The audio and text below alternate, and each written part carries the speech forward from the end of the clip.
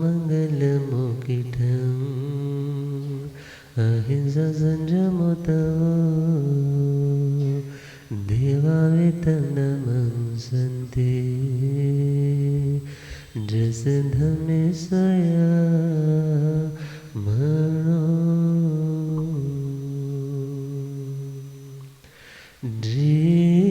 हाथ जोड़ गोरानो मेरे वंदना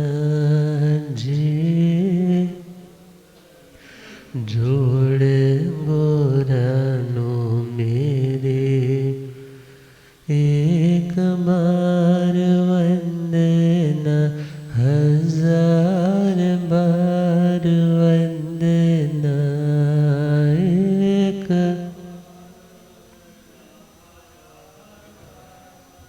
लाख बार वंदना करोड़ बार वंदना लाख बार जे हाथ जोड़ गोरानो मेरी वंदना जोड़ गोरानो मेरी वंदना सतगुरु मेरे पार ब्रह्म है सतगुरु मेरे दिन रात जगदे जोत आगम है दिन रात जग जी तेरे द्वारे ते आणो नहीं हो संगना जी द्वारे ते आणो नहीं हो संगना जी हाथ जोड़ गोरानो मेरी वंदना जी।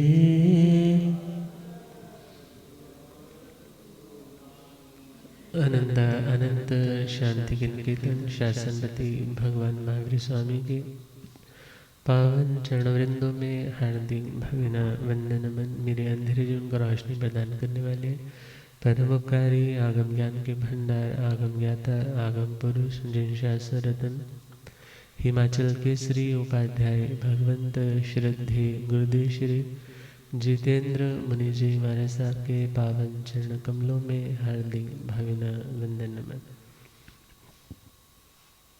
आदरणीय से भविष्य प्रशमित मुनि जी, धर्म सभा में उपस्थित धर्म अनुरागियों, सुशीलवती माताओं एवं बहनों, असीम पुण्योदय से भाग्योदय से आप सबको संतों का समागम और वीतरागवाणी श्रवण करने का शुभ अवसर प्राप्त हो रहा है।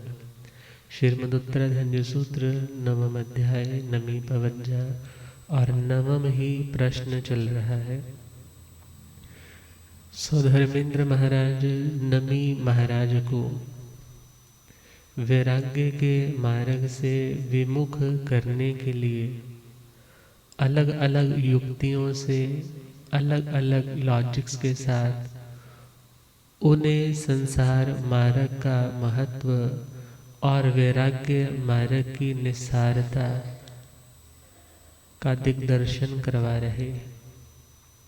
मगर नमी महाराज जानते हैं कि मैं जिस मार्ग पर चला हूँ वह मार्ग एकांत और नितांत रूपेण बिल्कुल ठीक है। मेरी आत्मा का कल्याण इसी मार्ग पर चलकर के होगा। अतः मुझे इनकी बातों में आना तो नहीं, मगर इन्हें समझाना जरूर है। समझाना क्यों जरूरी है कि कहीं ये बाहर जाकर के लोगों को गलत मैसेज ना कन्वे कर दे। क्यों? क्योंकि मैं तो वैरागी हूँ। मैं यदि मौन रहा तो शायद यह ना सोचे कि इन्हें तो इसका उत्तर आता ही नहीं, ये तो यूं ही साधु बन रहा है, इसके पास तो कोई कारण ही नहीं है साधु बनने का, यूं ही बस जी में आया और साधु हो गए। मगर नमी महाराज जानते हैं कि यदि एक बड़ा व्यक्ति सही दृष्टिकोण वाला हो जाए तो बहुत से लोग उस बड़े व्यक्ति की बात को प्रामाणिक मानते हैं। और परिवार में जिस व्यक्ति की सबसे ज़्यादा चलती हो तो सामने वाला क्या कहता है, भाई आप तो मेरी सुनते नहीं। वो कहता है सुने कैसे, हमारी तो चलती नहीं, चलती तो उसकी है, आप उसी को समझा दीजिए, यदि वो समझ गए वो हमें अपने आप समझा देंगे। इसी प्रकार वो ब्राह्मण संस्कृति का प्रतिनिधित्व करते हुए उनके रिप्रेजेंटेटिव बनकर के एक अनुभवी वृद्ध ब्राह्मण के रूप में उपस्थित है। और नमी महाराज को लग रहा है कि यह यदि एक बार सही दृष्टिकोण वाले बन गए तो ये अनेकों लोगों की दृष्टि को सुधार सकते हैं, उनके सत्य का दर्शन करवाने में ये समर्थ हो सकते हैं। अतः इनके साथ डिस्कशन करना समय की बर्बादी नहीं बल्कि समय का सदुपयोग, इसके माध्यम से अनेकों जीवों को मार्गदर्शन मिलेगा। और सधर्मेंद्र महाराज ब्राह्मण के वेश में उनसे कह रहे हैं कि आप क्षत्रिय सम्राट हो और साधु बनना ही है तो साधु तो जो त्यागता है वही सन्यासी, योगी, त्यागी, वैरागी कहलाता है। और यदि आपका त्याग बड़ा होगा तो आप बड़े त्यागी कहलाओगे। दुनिया में थे तो दुनिया में बड़ा राजा कहलाने का मन में रहता है कि मैं सबसे ज्यादा संपन्न सम्राट हूँ। और जब आप साधु भी बनो तो भी आपका त्याग सबसे ऊपर की श्रेणी में आए और आप ये गर्व से कह सको कि मैंने इतना कुछ छोड़ा, इतना कुछ त्यागा, फिर उसके बाद मैं साधु बना। और जब आप इतने लोगों को अपने हाथों से, खुले हृदय से बांटते चले जाओगे, आपको जो आनंद मिलेगा उस आनंद की आप कल्पना थोड़ा देख करके नहीं कर सकते। मगर नमी महाराज जानते हैं कि धन कमाने के लिए साधना को एक तरफ रखना पड़ता है। ना चाहते हुए भी व्यक्ति उस धन के संग्रह में इतना डूब जाता है कि फिर उसे परमात्मा का ध्यान या आत्मा का ख्याल ही नहीं आता। और जब कभी फिर ठोकर लगती है तब तक बहुत देर हो चुकी होती है। अतः नमी महाराज जानते हैं कि जो व्यक्ति लोभी है, जिस व्यक्ति के भीतर तृष्णा का भूत लगा हुआ है, ऐसे व्यक्ति को भले सोने चांदी के बड़े बड़े पर्वतों के समान बड़ी बड़ी ढेरियां क्यों न सौंप दी जाए कि यह भी तेरा, यह भी तेरा, यह भी तेरा। मगर याद रखना, जो व्यक्ति लोभी है उस व्यक्ति को इतना मिलने के बावजूद भी संतुष्टि, शांति मिलने वाली नहीं। एक साधु के पास एक व्यक्ति आया, कहने लगा मैं बहुत उदास रहता हूँ, कभी मन में बहुत चिंता आती। पूछने लगे तुम्हारे पास घर अपना है? बोला जी घर अपना है। पत्नी अच्छी है? बोला जी अच्छी है। बच्चे कहने में है? बोला जी कहने में है। व्यापार पर घाटा तो नहीं पड़ता? बोला जी वो भी अच्छा चल रहा है। रिश्तेदार अच्छे हैं? बोला जी अच्छे हैं। फिर तुम इतने दुखी क्यों हो? कहने लगा मुझे भी नहीं पता, बस आप मेरी उस चिंता का निवारण कीजिए।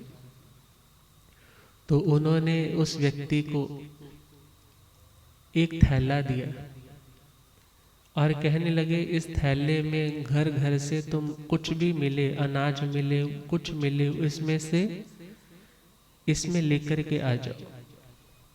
कहने लगा ठीक है जी, आपने जैसा कहा। दरवाजे पर पहुंचा, भिक्षाम देही की अलग जगह दी, बोल दिया क्योंकि गुरु ने ऐसा ही बोला है तुम्हें ये एक्सपेरिमेंट करना है। और जैसे ही द्वार पर पहुंचा, भीतर से देखा, अरे ये तो हमारे शहर के सेठ जी हैं। और घर के भीतर से बहुत बढ़िया बढ़िया मिष्ठान्न और बढ़िया बढ़िया पूड़े जो बने थे, मिठाइयाँ बनी थी, आकर के उनके उस थैले में डाले। मगर जैसे ही थैले में डाले, डालते सारे ही वो सारे के सारे नीचे। अब उसने ध्यान से देखा, अरे ऐसा क्यों हुआ? जब देखा कि थैला तो नीचे से फटा हुआ है, बड़ा ख्याल आया, गुरुजी ने मुझे देख करके थैला नहीं दिया। चलो कोई बात नहीं, अब पहुंच गया। ऐसे ही कहने लगा, गुरुजी आपने जो मुझे थैला दिया था वो कैसा था? फटा हुआ था। उसमें तो मैं सारे शहर के लोगों से भी यदि भिक्षा लेता ना, तो उसमें कुछ भी टिकने वाला नहीं था। मैं तो खाली का खाली ही रहता। कहने लगे, तुम खाली इसीलिए हो क्योंकि तूने अभी तक अपने उस थैले को संतोष के धागे से सिया नहीं। इतना मिल गया, मगर फिर भी तुम्हें शांति नहीं। तुम्हें यदि शांति चाहिए तो अपनी कामनाओं को छोड़ना होगा। भगवान कहते हैं, कामाणु गिद्धि पभवंखु दुखम सवस लोगस सदैव गस जंग कायं मानसियं च किंची तस अंतगं गच्छै वीयरागो। भगवान फरमाते हैं, कामाणु गिद्धि, कामनाओं के प्रति जो गृद्धि भाव है, ये मेरी इच्छा पूरी हो, ये मेरी इच्छा है, ये मेरी इच्छा पूरी हो, जब तक उन इच्छाओं की पूर्ति में तुम लगे रहोगे, भगवान कहते हैं तब तक दुख ही दुख मिले। कामाणु गिद्धि पभवंखु दुख, क्योंकि इच्छाओं से दुख का प्रभव अर्थात दुख की उत्पत्ति होती। और जहां पर कामनाएं हैं वहां दुख है।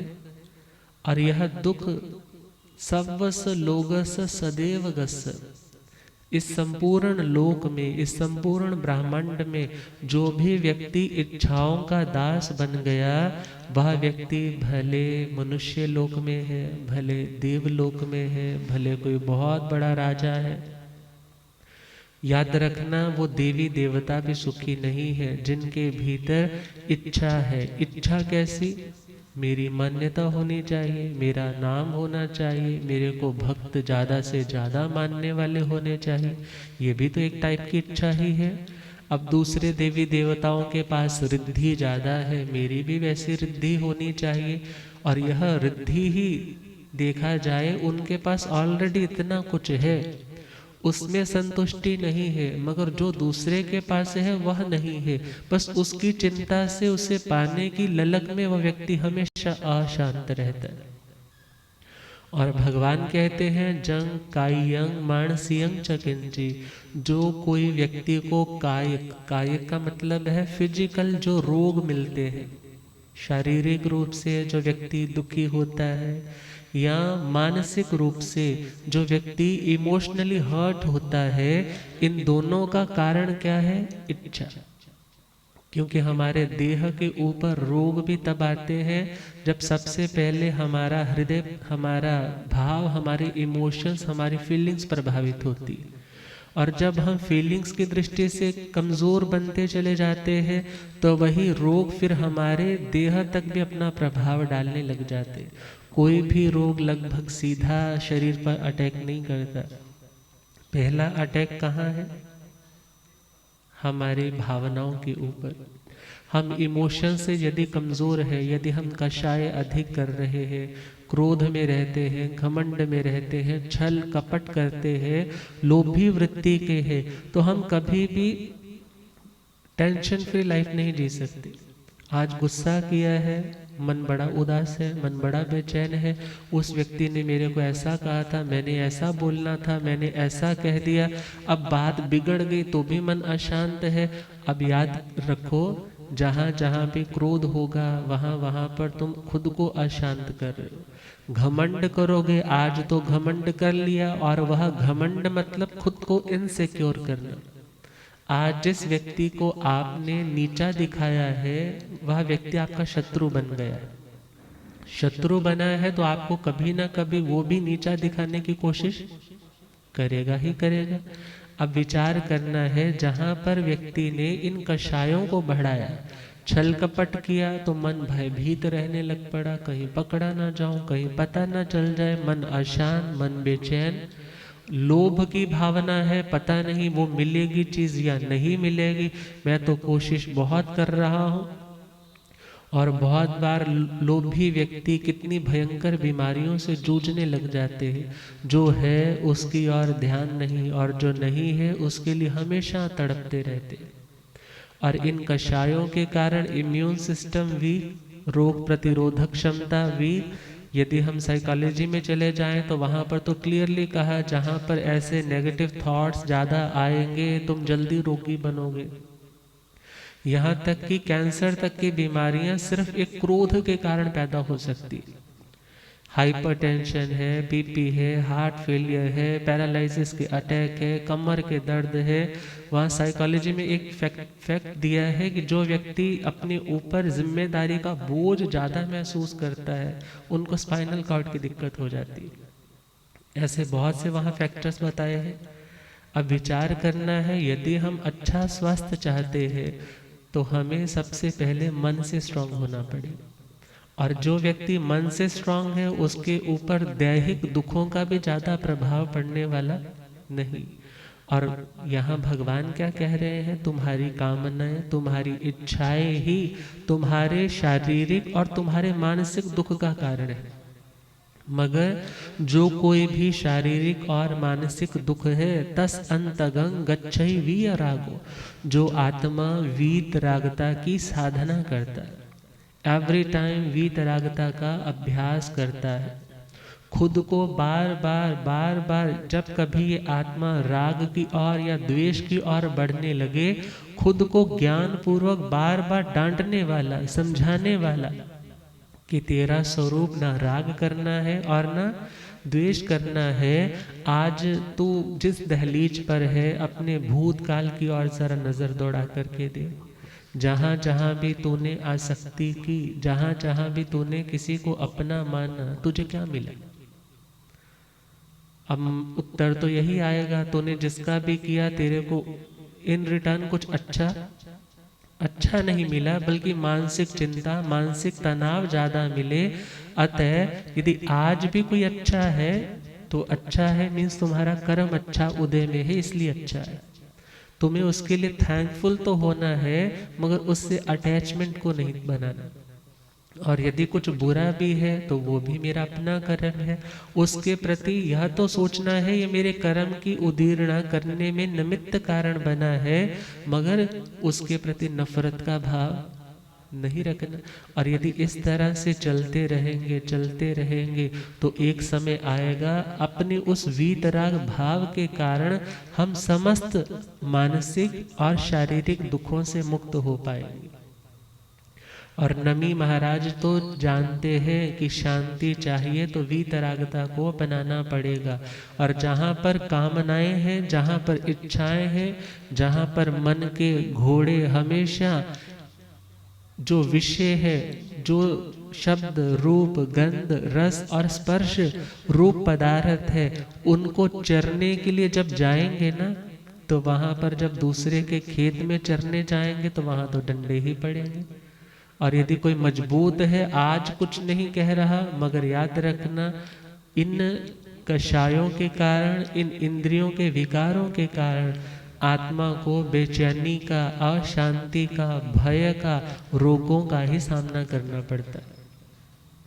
अतः नमी महाराज आगे समझाते हुए कह रहे हैं, पुड़वे साले जवाचेव हिरण पशु भेसः पड़े पुण्य नाल मेघस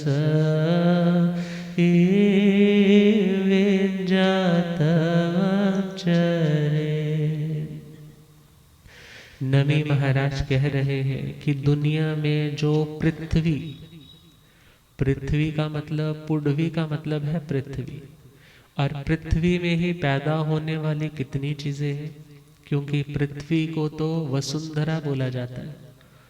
और पृथ्वी में ही रतन है, पृथ्वी में ही देखा जाए कितनी वनस्पतियों की पैदाइश है, पृथ्वी में ही पानी भी समाया है। अब विचार करना है, नमी महाराज का कहना है किसी व्यक्ति के पास पृथ्वी बहुत है, पृथ्वी मतलब लैंड लॉर्ड बहुत तगड़ा है, बहुत उसके पास भूमि है, बहुत बड़े बड़े खेत है, बहुत सारी प्रॉपर्टीज हैं उसके पास, बहुत से शोरूम्स चलते हैं, बहुत से उसके पास किराए आते हैं। मगर दूसरा पॉइंट दिया शाली, शाली, शाली अर्थात चावल, धान की खेती, अर्थात हो सकता है उस व्यक्ति के खेतों में बहुत चावल है और पता चला कि हमारी रानिया साइड में बोले महाराज यहाँ पर तो इंटरनेशनल चावल जाते हैं, इस बेल्ट में से बहुत चावल जाता है और उस चावल के कारण हमारी इस भूमि को भी तो नुकसान पड़ता है। और वो नुकसान कौन सा, वाटर लेवल बहुत डाउन चला जा रहा है और उसके कारण आने वाली समस्या क्या होगी, पानी खोजने पर भी पानी इजीली मिलेगा नहीं। पर हाँ उस समय की बात है कि वो नमी महाराज कह रहे हैं कि एक व्यक्ति जिसके पास भूमि बहुत है, जिसके पास लैंड बहुत है और जिसके पास खेत बहुत है और खेत के साथ साथ उसके भंडार मानो चावलों से, अनाज से भरे रहते हैं। और जवा चेव, जवा बोला जाता है जौ को, एक जौ होती है एक जवार होती है और जौ का कलर थोड़ा सा रेडिश में आ जाता है और जवार थोड़ा लाइट सा रहता है, ग्रीन टाइप सा।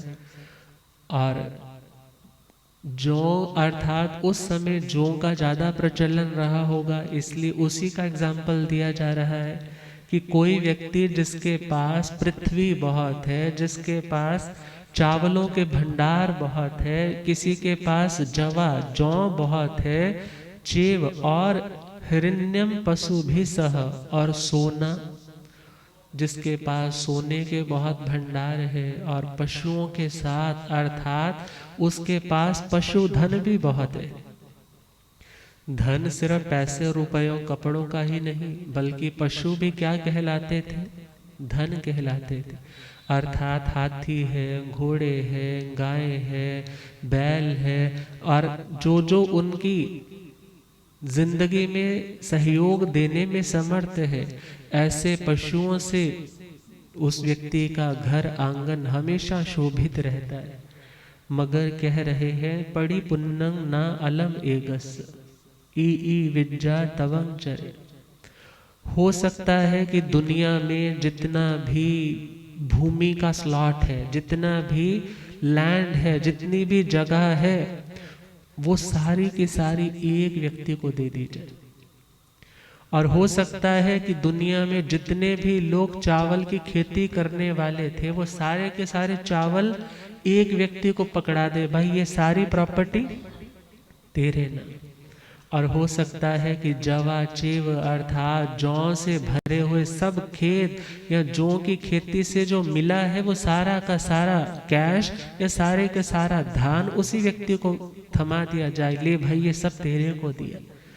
और जितना भी घरों में सोना है, चांदी है, सब लोग अपने अपने घरों से सोना, चांदी, हिरण्य, मणि, मुक्ता अर्थात जितने भी उनके पास ज्वेलरी है, ऑर्नामेंट्स है, उनके पास कड़े है, पाजेबे है, उनके पास कानों के इयररिंग्स है या उनके पास सिर पर लगाने वाले आभूषण है, अर्थात दुनिया के जितने लोग हैं सपोज करो सारे के सारे अपने सभी वस्त्र आभूषण इकट्ठे करके एक जगह ढेर लगा करके उस आदमी को बोले ये ले भाई ये सारी संपत्ति तेरे को दी। मगर क्या कहा, पड़ी पुन्नंग ना अलम एगस, इतना कुछ मिलने के बावजूद भी, इतना कुछ मिल गया, इन सब चीजों से उसे प्रतिपूर्ण कर दिया, पूरी तरह से भर दिया, मगर फिर भी क्या बोले, वो व्यक्ति तो फटे हुए थैले के समान है। किसके समान है? क्योंकि जहां असंतोष है मीन्स उस व्यक्ति ने उस थैले की नीचे वाली सिलाई उधेड़ दी है, और जब उधेड़ दी है तो याद रखना कितना भी डालते जाओ वो प्रतिपूर्ण होने वाला, वह व्यक्ति संतुष्ट होने वाला, वह व्यक्ति शांत होने वाला नहीं। अतः ऐसा सोच करके ई विद्या तवंग चरे, नमी महाराज कहते हैं ऐसा चिंतन करके व्यक्ति को तप का, त्याग का, संयम का, वैराग्य का मार्ग अपनाना चाहिए। क्योंकि त्याग में ही सुख है, संग्रह में सुख नहीं। मगर स्वधर्मेंद्र महाराज तो अपनी ही दुनिया के प्रश्न, क्यों? क्योंकि वो संसार के पक्ष के लोगों का फेवर कर रहे और क्या कह रहे, हे मोक्ष मंजिल के राहे ठहरो, क्यों होते इतने यूं बेसमय हो। हे मोक्ष मंजिल के राहे ठहरो, क्यों होते इतने खबर जिने है वक्त तेरी, खबर जिने है, क्यों होते उनसे यूं बेखबर हो, क्यों होते उनसे यूं बेखबर। हे मोक्ष मंजिल के राहे ठहरो, क्यों होते इतने बढ़ाओ धन दौलत के खजाने, सोने चांदी और मोतियों से बढ़ाओ धन दौलत के खजाने, सोने चांदी और मोतियों से। फिर वस्त्र पात्र और वाहनों को त्यागने का तुम्हें फक्र हो। फिर वस्त्र पात्र और वाहनों को त्यागने का तुम्हें फक्र हो। हे मोक्ष मंजिल के राहे ठहरो, क्यों होते इतने। मगर नमी महाराज क्या कह रहे हैं, जो व्यक्ति लोभी है ऐसे व्यक्ति को भले कैलाश पर्वत के समान बड़े बड़े सोने चांदी के पहाड़ क्यों न सौंप दिए जाए, मगर उसकी आत्मा संतुष्ट होने वाली नहीं। कैलाश पर्वत के जैसे लाखों सोने चांदी के ढेर पाकर, कैलाश पर्वत के जैसे लाखों सोने चांदी के ढेर पाकर, जिनकी तृष्णा अनंत नभ से, उन्हें कहाँ से मिले सब वो है। जिनकी तृष्णा अनंत नभ से, उन्हें कहाँ से मिले सब वो है। इम्तिहानों से राह मुश्किल मिलेगी मंजिल अगर सब हो। है इम्तिहानों से राह मुश्किल मिलेगी मंजिल अगर। खबर मुझे हो चुकी है जिसकी, खबर मुझे हो चुकी है। हे इंद्र उससे तुम बेखबर हो, हे इंद्र उससे तुम बेखबर हो, हे मोक्ष मंजिल के राहे ठहरो, क्यों होते इतने यूं बेसमय हो, हे मोक्ष मंजिल के राहे ठहरो, क्यों होते इतने। मानो इंद्र महाराज अपनी बात पर अडिग है, मगर नमी महाराज जानते हैं कि कितना भी संग्रह क्यों ना कर लिया जाए, यदि व्यक्ति में संतोष नहीं है, यदि व्यक्ति में सेटिस्फेक्शन नहीं है, यदि व्यक्ति की इच्छाओं की कोई सीमा नहीं है, तो ऐसी असीम इच्छा वाले व्यक्ति को भले दुनिया की समस्त दौलत, समस्त अनाज के भंडार, समस्त लोगों के वस्त्र भी उतरवा करके उसको क्यों ना दे दिया जाए कि भाई ये ले तेरे को दिए, मगर याद रखना वो तृष्णा तो शमशान की भूमि की तरह है। कितनी चिताएं जल चुकी, कितनी चिताएं जल चुकी, ना राजा देखा, ना रंक देखा, ना साधु देखा, ना फकीर देखा, कितने लोगों की राख बना दी, मगर क्या वो शमशान की भूमि संतुष्ट हो गई? क्या उसने बोला it is enough now, I am well contain, मुझे कोई जरूरत नहीं है, अब मैं भर गया? भाई समुद्र में कितनी कितनी नदियां आज तक जा चुकी हैं, क्या कभी समुद्र ने कहा भाई बहुत हो गया, अब तो इतने सालों से मैं इतना पानी ग्रहण कर चुका हूं, अब मुझे किसी की जरूरत नहीं? मगर बोले जी वो समुद्र भी कभी ना नहीं करता।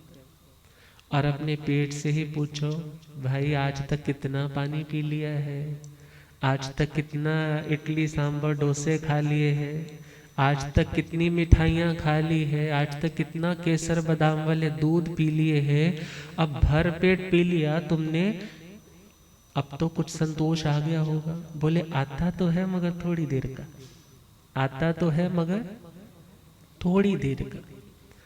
और इसी प्रकार हम और आगे चले, आकाश में आज तक कितने कितने ग्रहों का निर्माण होता है, कितने ज्योतिषी देव आते हैं और चले जाते हैं।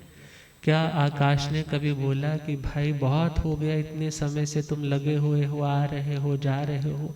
लोकाकाश का इतना बड़ा फैलाव है, उसमें इतनी इतनी आत्माएं कितने कितने रूपों में पैदा होती है और अपने भव को परिपूर्ण करती है। क्या कभी उस आकाश ने कहा नाउ आई एम सेटिस्फाइड, अब बहुत हो गया, मेरे को खाली करो और निकलो सारे? इसी प्रकार जो व्यक्ति असंतुष्ट है, उस व्यक्ति को भले आप सब कुछ दे दो, फिर भी उसे शांति मिलने वाली नहीं। बाइबल में एक लाइन आती है कि एक व्यक्ति जो धन का लोभी है, जो दूसरा का खून पसीना चूसने वाला है,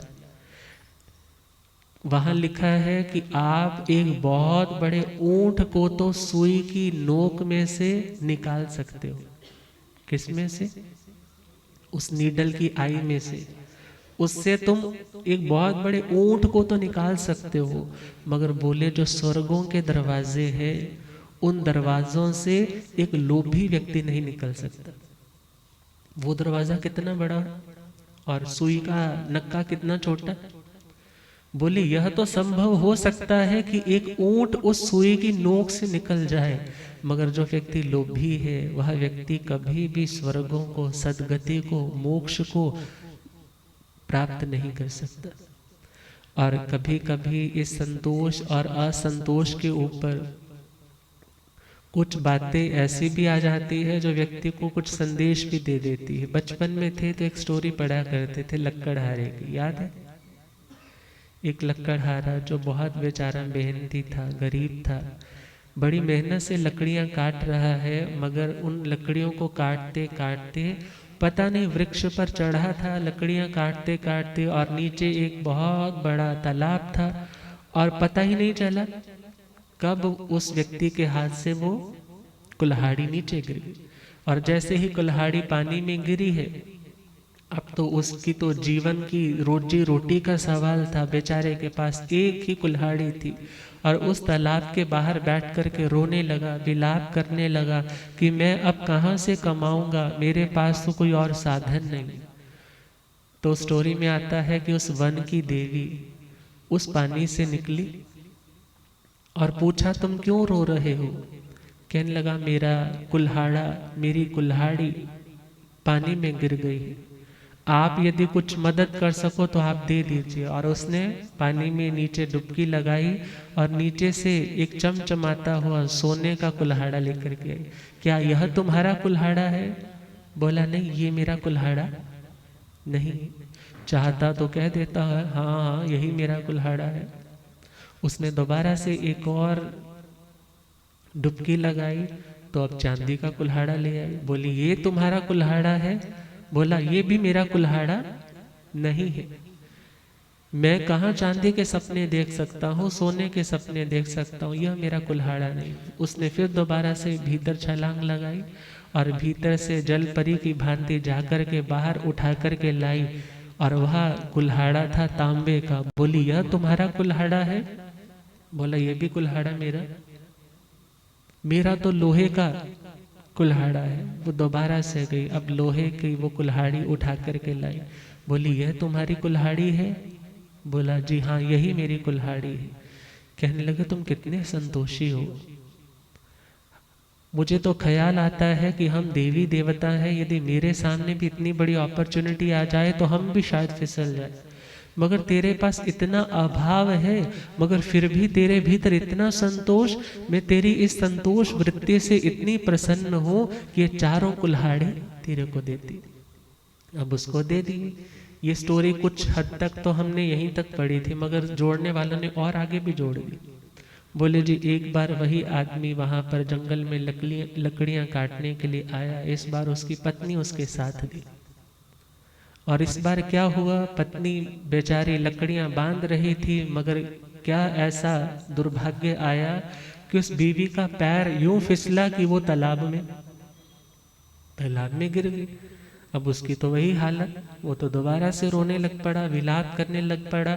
ये तो मेरी घर की ज्योति थी, यही मेरी घर की लक्ष्मी थी, अब यह नहीं रहेगी तो मेरा गुजारा कैसे होगा, विलाप कर रहा है। और इतने में उस जलपरी ने सुना, और जैसे ही बाहर आई पूछा, क्या हुआ? कहने लगा, मेरी पत्नी इस पानी में गिर गई है। और वह भीतर गई, और वहां से मानो एक ऐश्वर्या राय जैसी कोई बहुत सुंदर सी अप्सरा जैसी बाहर निकाल के लाई। बोली, क्या ये तुम्हारी बीवी है? बोला, जी हाँ हाँ, यही वाली बीवी है। वो कहने लगी, अरे पिछली बार तो इतना संतोषी रहा था, अब इतना असंतोष अच्छा नहीं है। मुझे पता है कौन सी तुम्हारी बीवी है, मगर तूने पहली बार में क्या बोल दिया? हाँ, यही बीवी है। वो कहने लगा, मैं वास्तव में ना अब धर्म संकट में पड़ गया, क्योंकि मुझे पता है आपने पिछली बार भी पहली बार सोने वाला लेकर आए, फिर चांदी वाला, फिर तांबे वाला, फिर चौथी बार आप मेरा लोहे वाला कुल्हाड़ा लेकर के आए थे। अब पत्नी गिरी है, पहली बार तुम ऐश्वर्या राय जैसी लाई हो, अगली बार तुम कैटरीना कैफ जैसी लाओगे, तीसरी बार तुम किसी और हीरोइन जैसी लाओगे, चौथी बार मेरी पत्नी को लेकर के आओगे, फिर बोलोगे मैं तुम्हारी संतोष वृत्ति से बहुत प्रसन्न हूं, ये चारों मैंने तुम्हें दे दी, मगर मेरे से तो एक तो संभाल ही नहीं जाती। अब एक मिली है, वो वही वापस आ जाए वही बहुत है, क्योंकि यदि चार होंगी तो इनकी नहीं बनेगी, मेरी जिंदगी तो वही नरक हो जाएगी। अर्थात मेरे इसको डिमांड करने का सिर्फ यही प्रयोजन है, अदरवाइज मेरी जो पत्नी है वही मेरे लिए परिपूर्ण है। मगर याद रखना है, जहाँ असंतोष वृत्ति होती है वहाँ व्यक्ति क्या कहता है, मुझे यह भी मिल जाए, मुझे वो भी मिल जाए, मैंने वो देखा, मुझे मेरे घर में वो भी होना चाहिए। मगर याद रखना, जहाँ असंतोष वृत्ति है उस घर में बरकत भी नहीं होती, उस घर में बरकत भी नहीं होती। कोई पुराना समय था तो घर में कितनी की वैरायटियां आपके बनती थी, भोजन में कितने तगड़े तगड़े मेन्यू होते थे। सिंपल दाल रोटी, दूध है, मक्खन है, दही है, बेसिक चीजें होती थी। और आज पैसा बहुत है, खाने की वैरायटी बहुत है, मगर इतने होने के बावजूद भी मन को तसल्ली। कपड़े सामान्य होते थे। गुरुजी फरमाया करते हैं कि पुराने समय में ना परिवार में एक की शादी है ना, कपड़े बन गए तो सारे परिवार की शादियां उसी में हो जाती थी। मगर आज के टाइम में प्री वेडिंग शूट के अलग कपड़े चाहिए, फिर दोबारा से मिलने जाना है तो उसके लिए कपड़े चाहिए, सुबह के और है, दोपहर के और है, शाम के और है। व्यर्थ के खर्चे इतने बढ़ा लिए हैं कि फिर उसके बाद क्या बोलते हैं, हम मेहनत बहुत करते हैं मगर शांति नहीं। विचार करो, किसे दिखाना है, किसे बताना है कि मेरे पास है। हम गुजरात की ओर जब विजिट कर रहे थे तो वहाँ करोड़ों अरबों के मालिक लोग सिंपल धोती कुर्ता, कुर्ता पजामा पहना है, सिंपल वो कैंची चप्पल पहनी, पता ही नहीं लगता कि इतना बड़ा, इतना रईस होगा। मगर वो जानते हैं कि जो आवश्यक है, और जब कभी किसी स्थान की प्रतिष्ठा है या कोई स्थान, धर्मशाला इत्यादि बनाना है तो उन लोगों की ओर से यूं आवाजें आती है, मेरी ओर से 5 करोड़, मेरी ओर से 11 करोड़, एक एक की ओर से 100 500 करोड़ डोनेट करने वाले लोग बैठे। मगर जहां पर दिखावा तो बहुत है मगर अंदर कुछ नहीं। तो याद रखना, वहां उस असंतोष वृत्ति के कारण व्यक्ति को कभी शांति मिलने वाली शांति नहीं मिलेगी, क्योंकि दिखावे में आप कितना को बन पाओगे। एक ना एक दिन तो उसकी रियलिटी सामने आने ही वाली। और भगवान कहते हैं, इच्छा हो आकाश समा अनंतिया, ये इच्छाएं आकाश के समान अनंत है। अतः हे आत्मा, अपनी इन इच्छाओं को आवश्यकताओं के रूप में कन्वर्ट करना सीख। कि एक शब्द है नीड और दूसरा शब्द है ग्रीड। अपनी ग्रीड को तो नीड की बाउंड्री में लेकर आना सीख कि वास्तव में तुझे जरूरत है या नहीं है। यदि तुम्हें आज फिर भी मिल रहा है तो उसको मात्र यह भावना समझ करके रख कि यह अमानत है, किसी को जरूरत होगी तो मुझे उसको सौंप देनी है। मगर उसके ऊपर कुंडली लगा करके बोलते हैं ना, जहाँ धन होता है दबा हुआ वहां पर सांप होता है, बोले नाग नागिन का जोड़ा होता है। क्यों होता है? एक पॉइंट तो यह है कि उस सोने का स्पर्श बड़ा उन्हें शीतल लगता है, ठंडा लगता है, और ठंडी मिट्टी में वो वहां बैठना पसंद करते हैं। मगर उसी के साथ देखे, यदि उस वस्तु के प्रति मोह है, आसक्ति है, तो काल करके वो लोग वहीं पर उसी की रखवाली करने के लिए सांप इत्यादि के रूप में पैदा भी हो जाते हैं। मगर अब हमें सोचना है कि हमारी आसक्ति कितनी है, हमारा अटैचमेंट का बॉन्डेज कितना है। और याद रखना, यदि किसी व्यक्ति के प्रति बहुत आसक्ति रखोगे, अपने देह के प्रति भी बहुत भयंकर आसक्ति है, तो देह तो मानो प्राण निकल गए, मगर उसी देह में कीड़े के रूप में कुल बुलाने लग जाओगे। किस कारण? उस आसक्ति के कारण। अतः नमी महाराज उस सत्य सिद्धांत को बता रहे हैं कि जहाँ पर संतोष है वहीं पर शांति है। मैंने यह जान लिया है, भले किसी व्यक्ति को सब कुछ क्यों ना दे दिया जाए, मगर उसे शांति नहीं। शांति किसे है? जो व्यक्ति तप का, जो व्यक्ति त्याग का, जो व्यक्ति अपनी इच्छाओं को कम करने का अभ्यास करता है। और जो व्यक्ति इच्छाओं को फैलाने का अभ्यास करता है, तो इच्छाएं फैलाते जाओ, फैलाते जाओ। वो अनंत है, आकाश की जैसे कोई सीमा नहीं, वैसे ही तुम्हारी इच्छाओं की। और इतिहास में चले जाइए, इस पैसे के चक्कर में बेटा बाप को नहीं पहचानता, बेटा बाप को जेल खाने में बंद कर देता है। कौणिक सम्राट ने श्रेणिक अपने पिता को किस भावना से बंद किया था?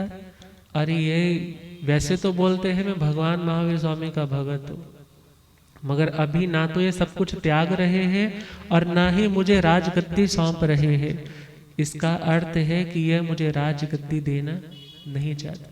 और व्यर्थ का मिथ्या प्रपंच रचा करके पिता को तो जेल खाने में डाल दिया, और पिता की मौत का कारण भी तो बन गए थे। क्योंकि जब माँ से पता चला, अरे बेटा तू मेरे से आज आशीर्वाद लेने आया है कि मैं राजा बना हूं, अरे तेरे को शर्म आनी चाहिए।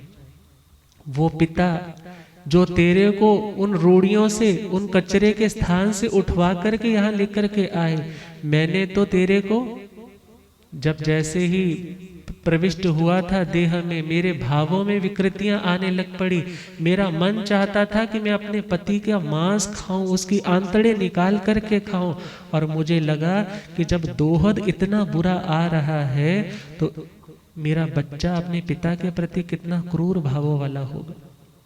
मैंने तो तुझे मारने के लिए बहुत उपाय किए, ऐसी ऐसी औषधियां खाई कि तू नष्ट हो जाए, मगर तेरा आयुष्य लंबा था। तेरे को आयुष्य की निरुपक्रमी आयु रही होगी कि इतना कुछ लेने के बावजूद भी तेरा बाल भी बांका नहीं हुआ।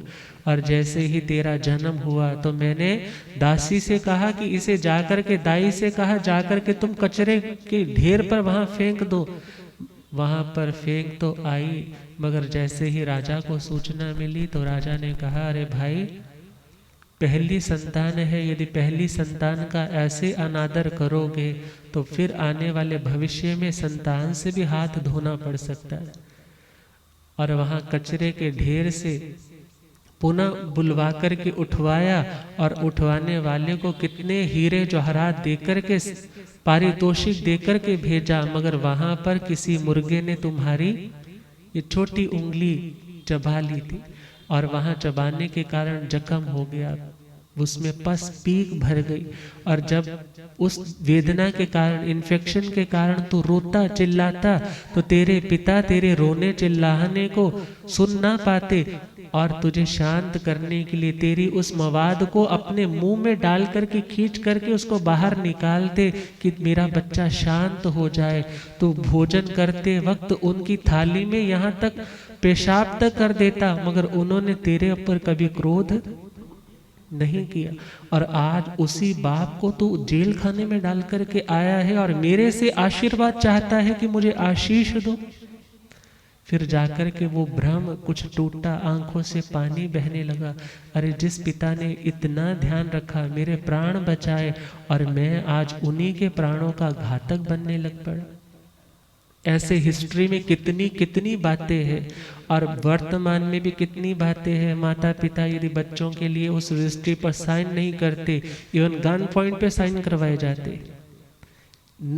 यदि मान लो कुछ है नहीं दे रहे, यहाँ तक कि चाकुओं से रोंद रोंद करके मार दिया जाता है। किसके कारण? पैसे के कारण। और याद रखना, पैसा आपको बहुत कुछ दे सकता है मगर सब कुछ नहीं दे सकता।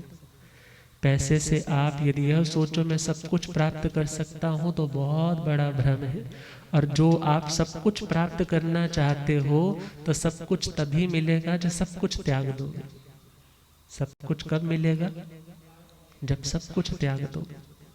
तभी तो क्या लिखा है, जीवन मिट्टी दे विच रोल सुटिया, जिन्ना नाम न जपिया। जीवन मिट्टी दे विच रोल सुटिया, जिन्ना नाम न जपिया। उन्हां ने दुनिया चौकी खटिया, जिन्ना नाम न जपिया। उन्हां ने दुनिया चौकी खटिया, जिन्ना बाले अवस्था खेल गवाए।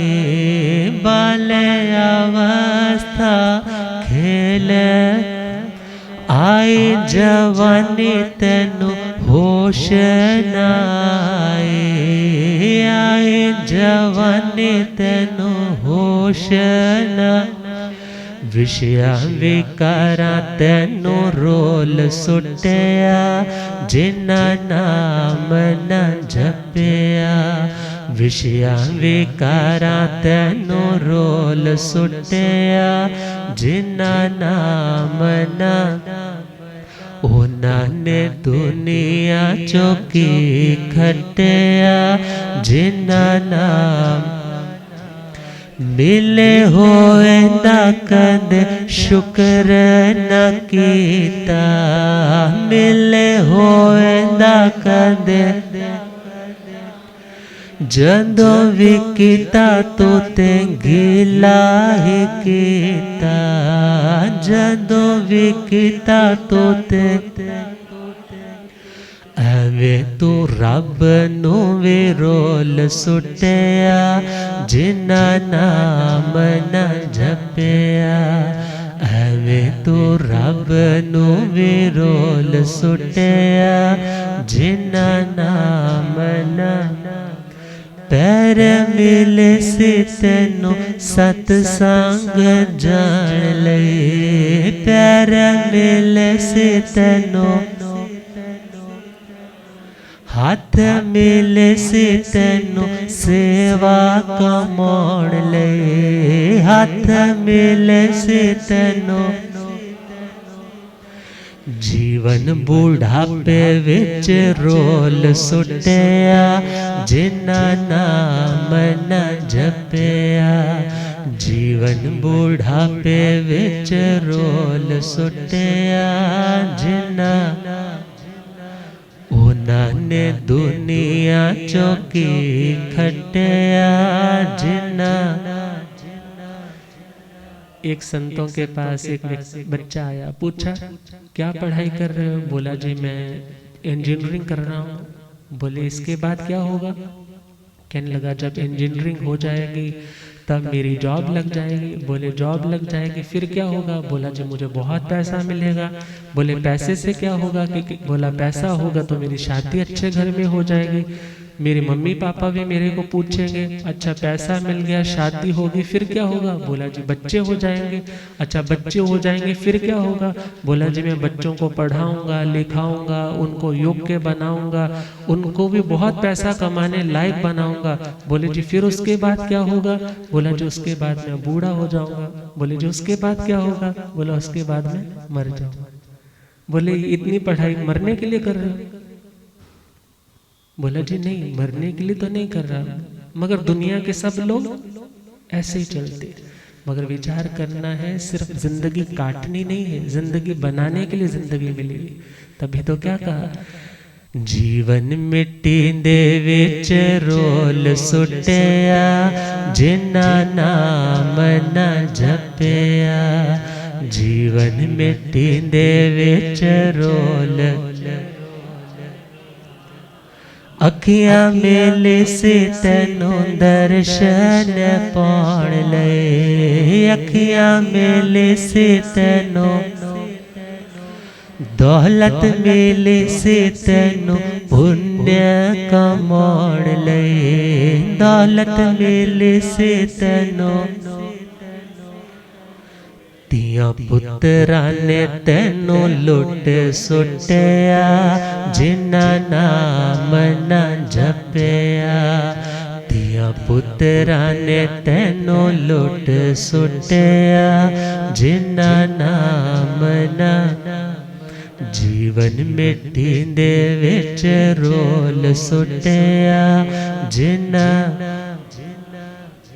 करदा है क्यों मेरी मेरी, करना है क्यों मेरी, आखिर होना राख दी तेरी, आखिर होना।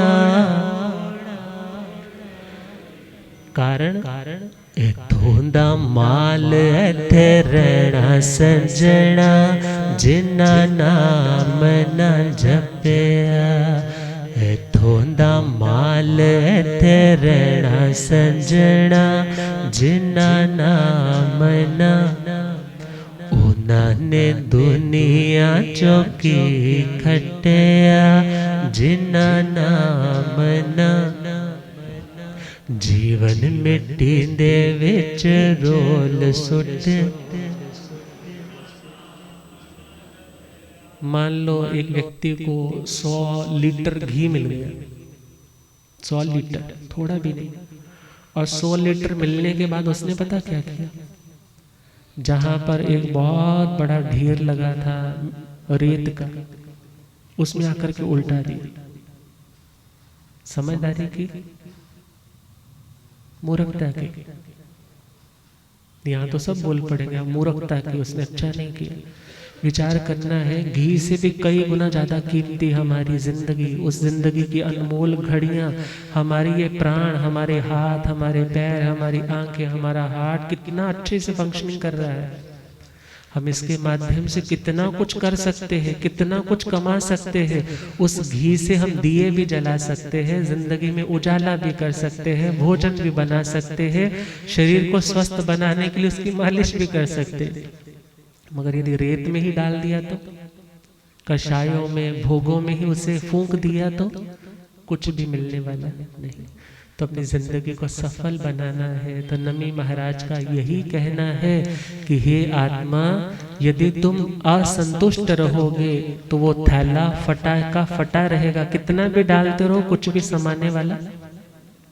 और यदि वहां पर संतोष के धागे से उसको सील दोगे, थोड़ा भी मिलेगा तुम्हारा होगा, थोड़ा भी मिलेगा तुम्हें शांति होगी, तुम्हें सब्र होगा, और तुम थैंकफुल होगे कि आज जितना मुझे मिला है, दुनिया में इतने लोग हैं जिनके पास इतना भी नहीं। और अपनी साधना में अपने उन क्षणों को व्यतीत करोगे, और दुनिया का मेला अकेले ही छोड़ करके जाना है। अतः हे आत्मा, जागृत बने और नमी महाराज के उन उपदेशों को जीवन में अपनाए। और कल से 2, 3 और 4 तारीख के लिए श्रीमद् उत्तराधन जी संपूर्ण सूत्र का जो सार है 3 दिनों में सुनाया जाएगा। तो आज के लिए इतना। अब 10वां प्रश्न हम 3 दिन बाद उसको स्टार्ट करेंगे, 3 भी क्या 4 दिन बाद करेंगे, क्योंकि उसके बाद निर्वाण दिवस के बारे में सुनाया जाएगा। तो इन्हीं मंगल शुभ भावनाओं के साथ अब पूज्य श्री